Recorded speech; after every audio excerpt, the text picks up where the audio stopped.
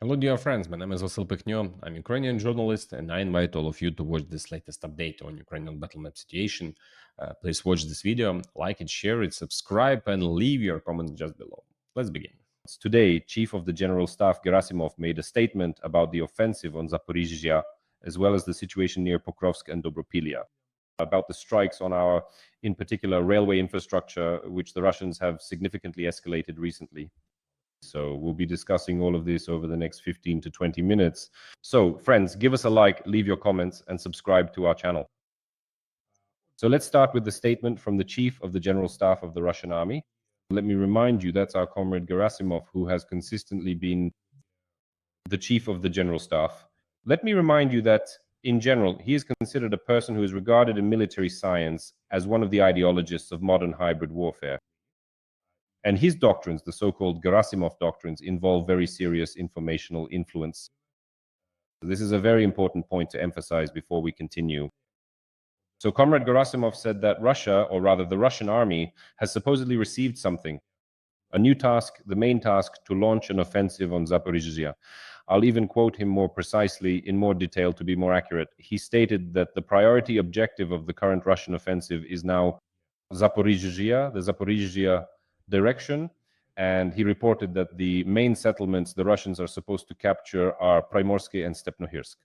So first of all, let's narrow it down. Just realize how, as they say, the Russians have diminished in their ambitions when the Chief of the General Staff, Gerasimov, reports to the Supreme Führer of Russia that the priority targets for the offensive are Prymorsk and Stepnohirsk. Just to give you an idea for a second, Stepnohirsk is this settlement here, so that you can see both of them together with Prymorsk. Prymorsk is here, one. I'll even Google right now online what the population of these settlements is. So Stepnohirsk has a population of about 1,000 residents. Prymorsk, let me check. I'm Googling this in real time. Prymorsk. Okay, at first it shows Prymorsk in Odessa region, but Prymorsk in Zaporizhzhia, it used to be just a hamlet in the past with a population of 3,840. So Prymorsk actually has more people than Stepnohirsk, which has about 1,000 residents. At least that's the current data I'm seeing. So just imagine, the Chief of the General Staff is reporting to the Russian president, the same president who wanted to capture Kiev in 3 days, that now the priority for their offensive in Zaporizhzhia is Prymorsk and Stepnohirsk. Well, this really just shows, frankly, what kind of mess Russia has gotten itself into as the war is already nearing the end of its 4th year. This is truly a catastrophe for Russia, considering the ambitions and plans they had set for themselves. Yesterday, I talked about the fact that there is information, and this information has been confirmed not only by all international sources, but also directly by our servicemen, that the Russians have started to transfer their troops are now being actively redeployed from the Pokrovsk direction to the crucial junction of Donetsk, Dnipropetrovsk, and Zaporizhzhia regions. Not even from Dobropillia, but specifically from this very location to what is now officially called the Alexandrivsk direction, in order to effectively fight in that particular strip of military space in that specific direction where they are currently experiencing considerable success. That's the Russians' concept. To constantly advance. If they see any weak spot, they'll strike there. And now, realizing that in Pokrovsk they've pretty much hit a wall, we'll definitely talk about Pokrovsk today, they're shifting toward the junction of the Dnipropetrovsk, Zaporizhzhia, and Donetsk regions. And here I can actually believe that there could be a sort of Zaporizhzhia direction, a Zaporizhzhia consequence. Because if you look further south, right at this junction of Donetsk, Dnipropetrovsk, and Zaporizhzhia regions, the Russians are advancing in this area, and this creates certain rear threats for the settlement of Huliaipole, one of the two key areas of combat in the Zaporizhzhia region. That's Huliaipole, Orikiv, Nokia, Dobre, and Stepnohirsk. You could highlight this as the third key direction of enemy efforts. I'll even bring up the map on the full screen so you can see it. Accordingly, I can believe that the Russians might have ambitions regarding Huliaipole, given that they are advancing. There have been certain attempts to move into the rear of this direction, and even in the latest updates on the deep state map, there were changes in the Poltavka area. Here it is, Poltavka itself. There is indeed some advancement here, and this potentially theoretically does create pressure on the flank for Huliaipole. And here there could be active Russian offensive actions. But overall, to say that they are now going to push towards Zaporizhzhia, that this is a major offensive, that's nonsense, in my opinion. Although it's also not worth underestimating the significance of the settlement of Stepnohirsk, because, as I've explained more than once in my map reviews, Stepnohirsk is key for the logistics of another direction, the Orikhiv direction, because it is from Stepnohirsk that if the occupiers reach it and its heights, they will be able to reach right here to the outskirts of Mishuvaka, to the key highway that connects Orikhiv with Zaporizhzhia, to this very logistics route. That's why Stepnohirsk is actually of great importance in defense. But in my opinion, Gerasimov here, he's playing it up a bit in terms of information warfare, trying to disorient us by saying that there is now a great threat to Zaporizhzhia. We shouldn't ignore it, but we also shouldn't exaggerate it, because the main direction of the enemy's efforts still remains the Pokrovsk direction, along with Donetsk region, which the Russians are trying to push through as quickly as possible, but they're not having much success.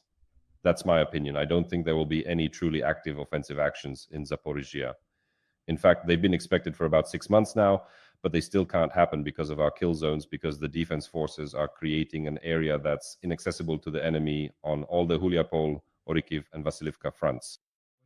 That's how I see the situation, but we'll see how things develop further. If the situation changes, of course, I'll report on it in my review of the battle map. As for this new-old direction of Russian efforts, where they're now redeploying troops, it's the junction of Donetsk, Dnipropetrovsk, and Zaporizhzhia regions. As for the threat to Huliaipole, I've already mentioned it. I talked about it a month ago. Now it's starting to materialize. The Russians have advanced. In some areas, they have regained their lost positions, as we can see on deep state in the area of Novoselivka and Sishneva. Besides that, the situation here in Oleksivka is unclear, where you can see a strip of gray zone stretching all the way to the settlement. Previously, deep state analysts showed the presence of the enemy here, an enemy that had already been destroyed.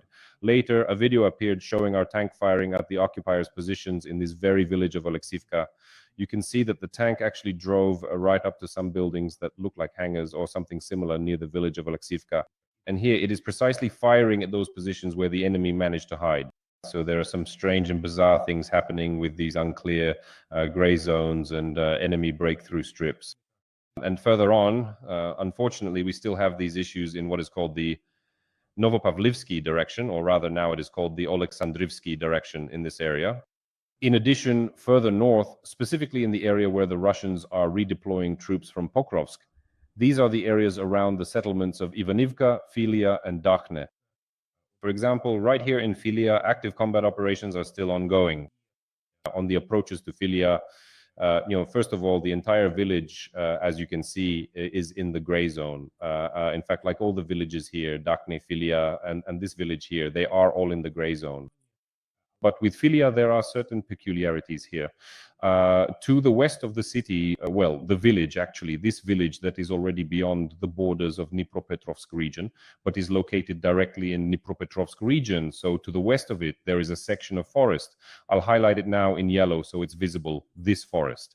And into this little forest, the Russians are constantly crossing the Kuvacha River. They keep getting drawn in, they keep getting drawn in, and they keep getting drawn in, they keep accumulating, and they continue to attack the western outskirts of the settlement, but they are unable to establish full control over it. For example, here's a recent video from the Wild Beavers unit, oh, Angry Beavers, my goodness, Angry Beavers, from the 46th Separate Airmobile Brigade that's operating here. Our paratroopers are destroying the enemy in all their ambushes, tracking them down in the forest, in the tree lines, in houses on the western outskirts where they're trying to break through. I've seen that some open source intelligence channels have started reporting that the entire settlement has been captured by the enemy. According to my information, that is not accurate at this point, at least not exact. But the fact that the gray zone is spreading into the settlement, that is true. Earlier, I also mentioned that basically in these areas, it makes sense that we will talk about them more often and more actively, since it's a fact that the Russians have moved their additional resources here and will try to enter the Dnipropetrovsk region from this side as well, in order to cause certain, possibly even collapses in the defense of the Pokrovsk direction, and to destabilize the overall front line that has now formed in this main sector. let's be honest, it is holding quite steadily, even though it has these kinds of twists and turns, but it is holding quite steadily. The enemy hasn't advanced here for quite some time. There is an update on the Dobropillia direction. Recently, photos appeared of Commander-in-Chief Siersky, who was working in this direction. He published photos with our soldiers who are working here, including the commander of the First Corps of the Russian National Guard. Denis Prokopenko of Ukraine, who heads the corps, is also here, as well as Robert Brody, known as Madyar. We also see Ole Apostol, who is the commander of the air assault forces. So, in other words, the entire elite of the Ukrainian military, so to speak, is concentrated here, working in this direction, a very difficult direction. Not only these units, but also other elite units of the defense forces are now gathered in this area, destroying the enemy near Dobropillia. This allows Siersky in particular to state that within a week since his last update, additional square kilometers of liberated territory have been added in this sector. The commander-in-chief announced that 3 more square kilometers have been liberated from the enemy and another 14 square kilometers have been cleared, whatever that may mean. Currently, in Ukraine in general, and in Donbas in particular, there is some deterioration in the weather, which is understandable as autumn approaches. Therefore, the Russians are taking advantage of the bad weather. The logic behind this is that if there is fog or heavy rain, drones will not be able to fly. Especially if it's a downpour, well, drones will just drop out of the sky. They'll basically just get lost in the field like useless birds.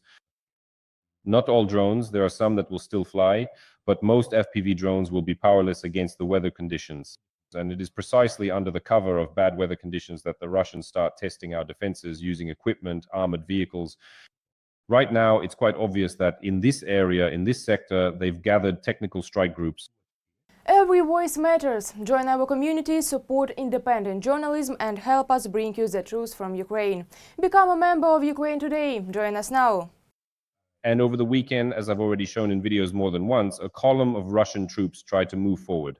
Near Kostiantynivka, Ukrainian defenders neutralized it, destroying up to 10 pieces of equipment here in total. Another example, let's say, of how the Russians advance using vehicles was demonstrated by deep state analysts on the side of the settlement of Volodymyrivka, which had previously been cleared of the enemy. Right here in the area of Volodymyrivka, well, in the direction of Volodymyrivka, let's put it that way, the Russians sent in whatever equipment they had. Deep State reports this as well. Yesterday evening, or maybe even at noon, they reported this story about an attempt to take advantage of bad weather near the line of contact. And over the course of yesterday, October 9th, they carried out several assaults toward Volodymyrivka. First, there were 6 motorcycles, at least 2 of which were neutralized.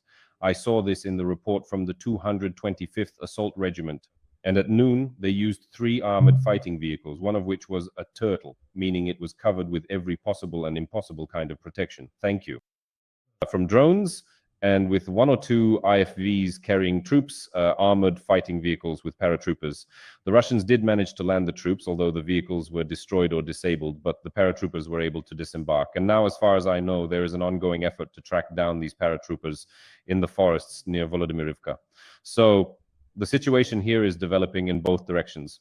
By the way, returning to Siersky's words, who says about our, let's say, successes in the Dobropillia direction, to be honest, caused a kind of internal resistance in me, I would call it that.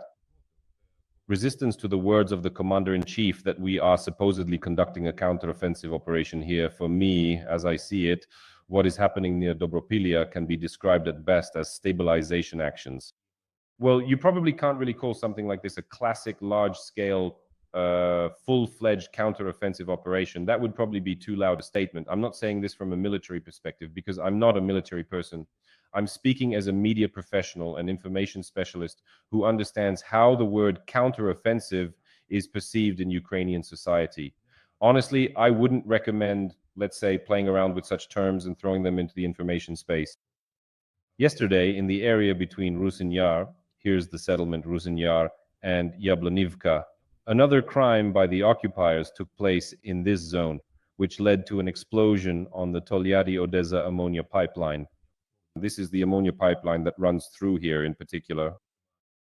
It hasn't been operational since 2014, at least not on this section, but the Russians struck it, which caused this kind of ammonia residue leak. This is what causes the white smoke you see. It can't be said that this situation is extremely dangerous for people. This white smoke will keep appearing as long as it lasts, until the excess pressure in the pipe drops, which was damaged by the Russians. This may take several days, according to the local authorities, our Donetsk officials.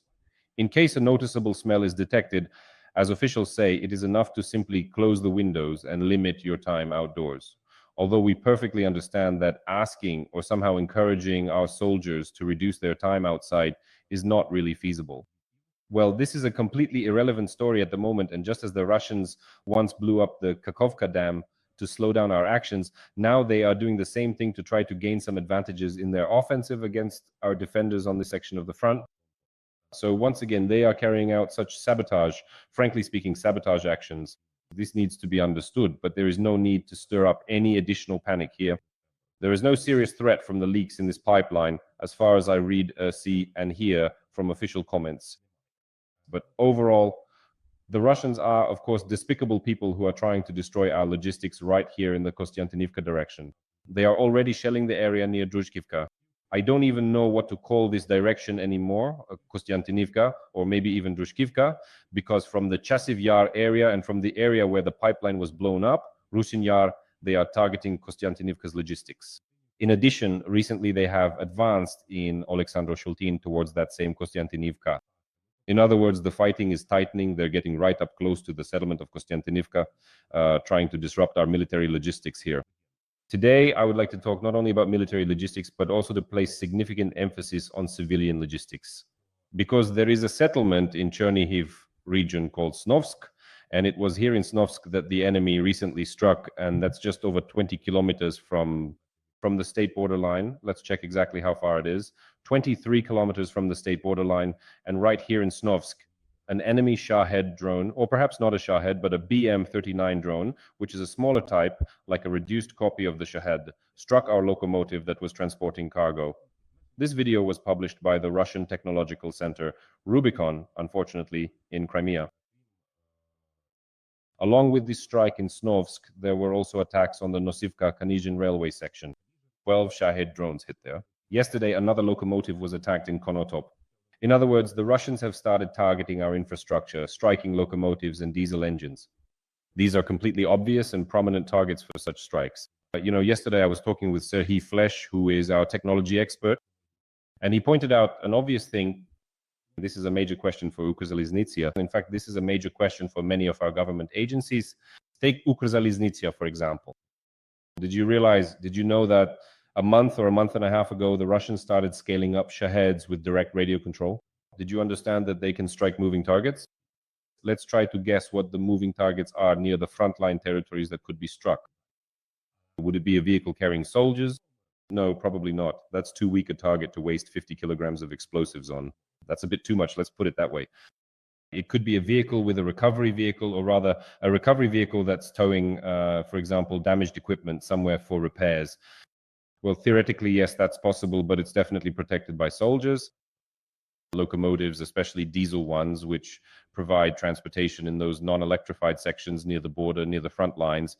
Generally, those non-electrified sections of the railway infrastructure that exist in Ukraine, which are valuable to us. Why would there be no point in striking them? You strike a locomotive or a diesel engine, and that's it. Nothing else moves after that. It would seem very simple to figure this out, but no, for some reason we didn't think through this protection. What should this protection look like now? This is a question for a closed, definitely not public discussion, but unfortunately, once again, this is not a proactive stance. It's a reactive one where we respond to what happens, and the strike Rubicon. Unfortunately, it is such things, Stalin's deeds, that deliver this kind of blow. That's it. Thank you, friends, for your attention. Take care of yourselves. All the best, and until we meet again.